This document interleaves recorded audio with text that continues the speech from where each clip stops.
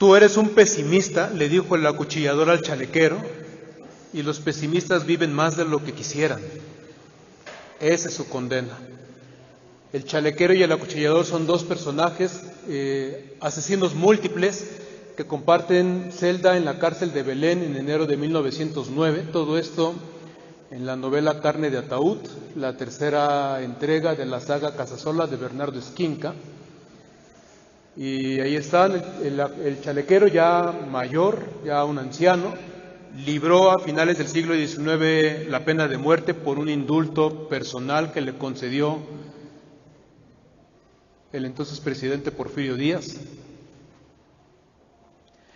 Al cabo del tiempo siguió asesinando, fue nuevamente apresado, compartió la celda con otro asesino, con el acuchillador, y entonces estaba ya el chalequero tirado sobre una cobija apestosa en la celda, acostado, echado en forma fetal.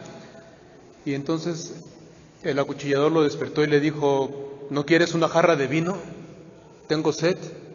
Y se limpió la boca con el dorso de la mano, y el otro, sin moverse desde donde estaba tirado, le dijo: aquí no hay vino, aquí solo hay muerte.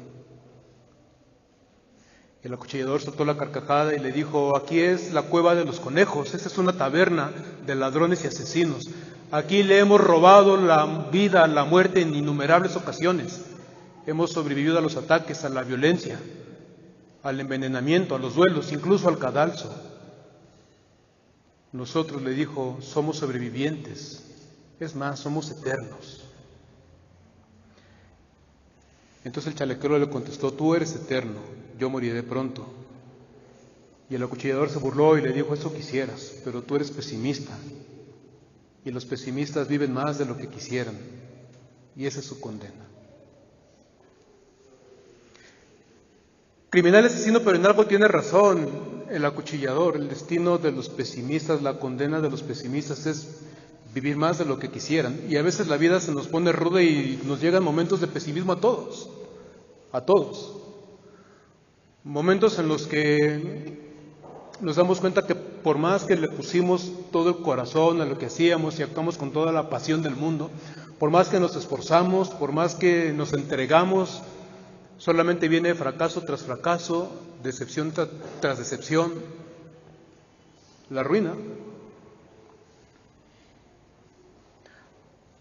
A veces pensamos que la fe es como una garantía de inmunidad, pensamos que porque creemos, porque venimos a misa, porque prendemos veladoras, no nos va a pasar nada. Un día estaba en la calle Felipito contemplando su imagen reflejada en un charco debajo de la banqueta, y le dijo Mafalda: ¿qué haces ahí mirándote? Y dijo él: estoy dejando mi imagen en el agua para que cuando se evaporen las gotitas me lleven por toda la ciudad. Y en eso pasó un coche, les echó el agua encima, y cuando estaban todos escurridos todavía le dijo Mafalda a Felipe: y aparte de eso, ¿en qué otra cosa interesante andas? A veces contemplamos la vida con una cierta ingenuidad, pensamos que no va a pasar nada, somos como niños, tenemos a papá, tenemos a mamá, tenemos a los superhéroes, y entonces pensamos que no nos va a pasar nada hasta que de repente nos pasa algo. Nos damos cuenta que ni papá ni mamá, si están, a veces ya no están, pueden hacer nada por nosotros. Son como el sol y la luna que se apagan. De repente aquellos que nos dieron luz en la noche, los que nos decían que todo iba a estar bien, que no nos preocupáramos, que durmiéramos tranquilos, de repente o ya no están o no pueden hacer nada.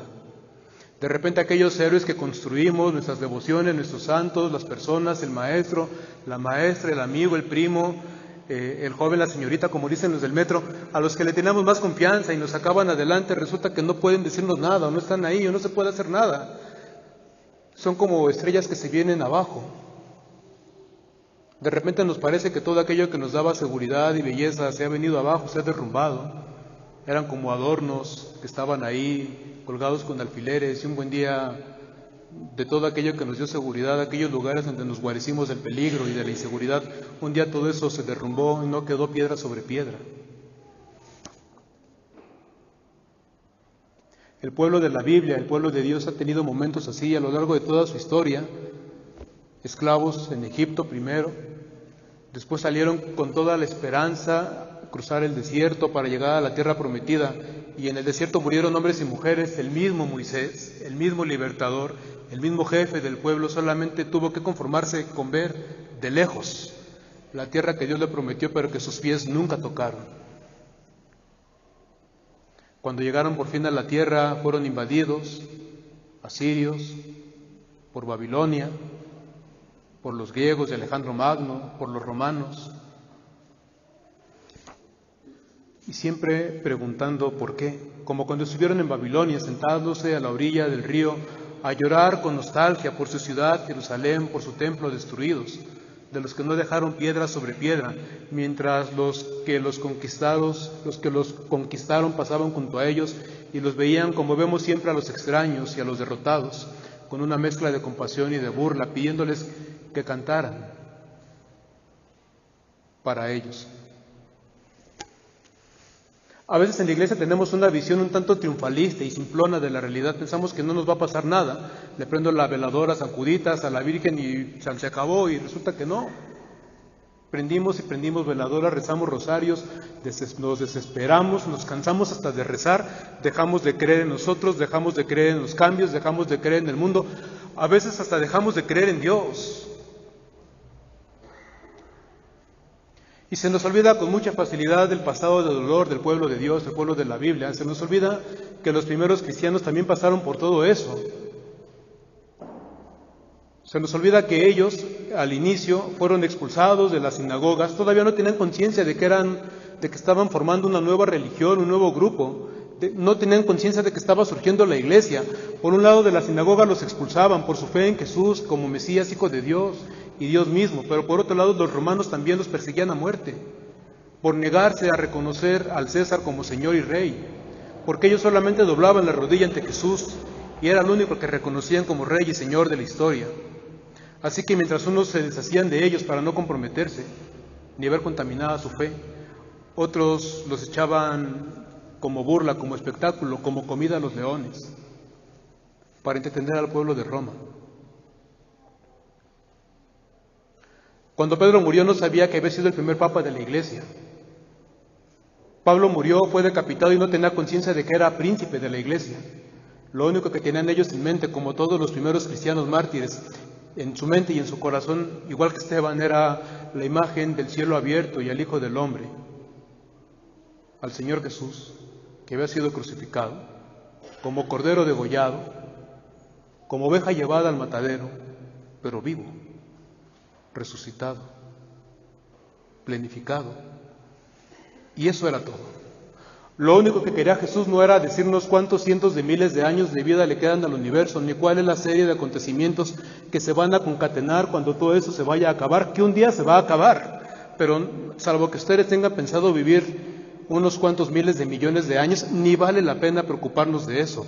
Lo único que quiere Jesús es que tengamos la suficiente valentía y la suficiente fidelidad, el suficiente amor en el corazón para que pase lo que pase, para que venga lo que venga, detrás de todo eso seamos capaces de contemplarlo a Él, al Hijo del Hombre, al Hijo de Dios hecho hombre, solidario de nuestra carne, totalmente, en la soledad, en el dolor, en el sufrimiento, en la angustia, en el abandono, en la humillación, en la burla, en el hambre, en la desnudez, en el dolor, en la muerte brutal, en la muerte injusta, en la muerte temprana, en la muerte violenta. Hasta en eso solidario de nosotros, el Hijo del Hombre, humano como nosotros. Y que lo veamos resucitado y glorioso para que no nos quepa duda de que a partir de la cruz Dios revierte la historia, la reescribe y la cuenta de una manera distinta, con un triunfo que nadie, ningún poder en esta tierra es capaz siquiera de sospechar, de imaginar, mucho menos de detentar, sino solo Dios.